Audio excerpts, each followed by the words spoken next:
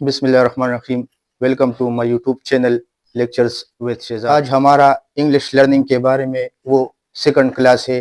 पिछले first class में हमने बताया था कि हम बुनियादी इंग्लिश कैसे सीखे और कहाँ से स्टार्ट करें। लेक्चर में हमने कुछ बुनियादी स्टेप्स जिक्र किए थे, उसके बारे में हमने सादा अल्फाज में डिस्कस किया था कि बुनियादी इंग्लिश कहाँ से स्टार्ट करें। हमारा जो दूसरा लेक्चर है, इसमें हम वो बुनियादी स्टेप्स ग्रामेटिकली डिस्कस करेंगे, डिटेल के साथ डिस्कस करेंगे। इसमें हमारे पास पहला स्टेप जो है वो है अल्फाबेट्स। अल्फाबेट्स हमने बताया था कि अल्फाबेट्स क्या चीज़ है।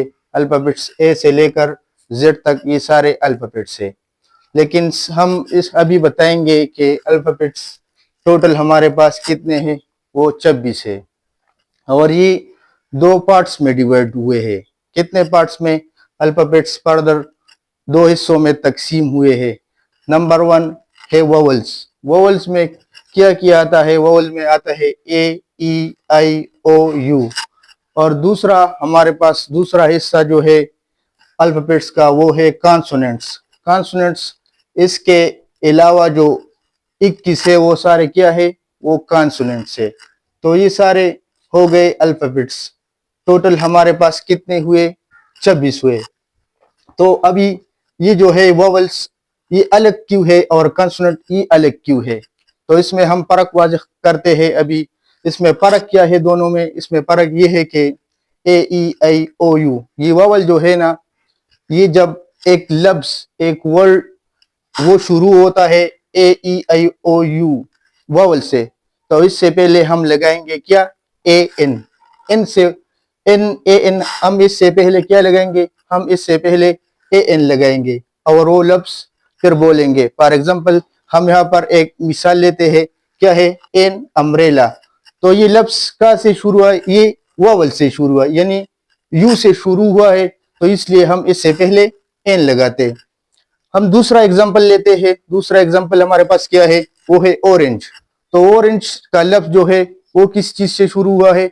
वो शुरू हुआ है ओ से, तो वो भी क्या है? वो वावल है। तो इससे पहले हम क्या लगाएंगे? इससे पहले हम एन लगाएंगे। मतलब सादा अल्फाज में ये है कि जो लफ्ज वावल से स्टार्ट होता है इससे पहले हम एन लगाएंगे। और दूसरा हिस्सा हमारे पास क्या है? वो है कॉन्सोनेंट्स।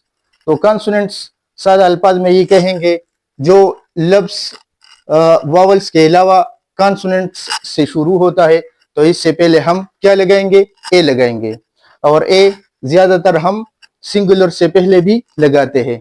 तो ये एक सादा फर्क हुआ। फिर आगे जाकर प्रीपोजिशन में भी ये मुख्तलिफ तरीकों से इस्तेमाल होता है। तो ये हमारे पास जो है ना, हमारे पास स्टेप नंबर 1 ये बहुत डिटेल में हमने कवर किया। अभी हम दूसरा स्टेप वर्ड्स के बारे में डिस्कस करेंगे। तो वर्ड्स किससे बनता है?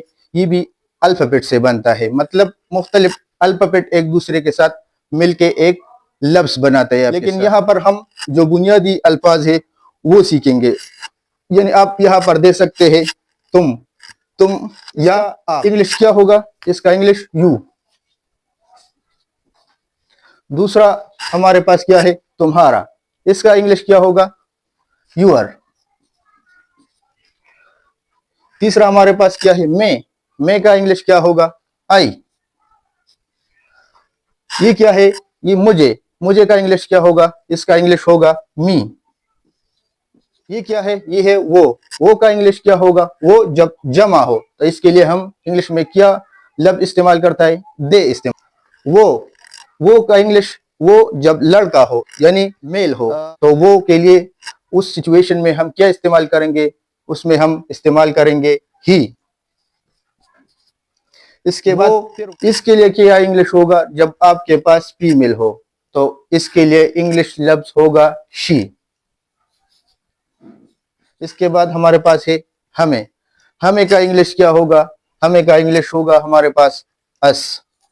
तो ये सारे जो है ना, ये सादा अल्फाज है, सादा वर्ड्स है, ये सब लोग जानते हैं, लेकिन हम इसलिए ही बुनियाद से डिस्कस कर रहे ताकि जो अनएजुकेटेड पीपल है वो भी सादा तरीके से जान सके कि इंग्लिश सीखना कहाँ से स्टार्ट करे।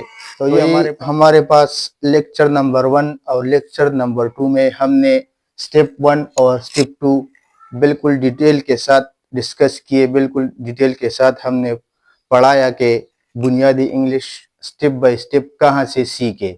तो इसके बाद हमारा तीसरा स्टेप जो बुनियादी स्टेप्स है वो है सेंटेंस। क्या है तीसरा स्टेप हमारे पास? वो है सेंटेंस, जुमला। हम आने वाले लेक्चर में, आने वाली वीडियो में स्टेप नंबर 3 सेंटेंस डिटेल के साथ इंशाल्लाह डिस्कस करेंगे और डिटेल के साथ पढ़ाएंगे कि ग्रामेटिकली एक जुमला, एक सेंटेंस कैसे बनता है। तो इसलिए हमारे चैनल लेक्चर्स विद शहजाद को सब्सक्राइब करें, हमारी वीडियो को लाइक करें। इंशाल्लाह स्टेप बाय स्टेप सिंपल तरीके से, सादा तरीके से हम पढ़ाएंगे कि इंग्लिश कहाँ से सीखे और कैसे सीखे। वस्सलाम।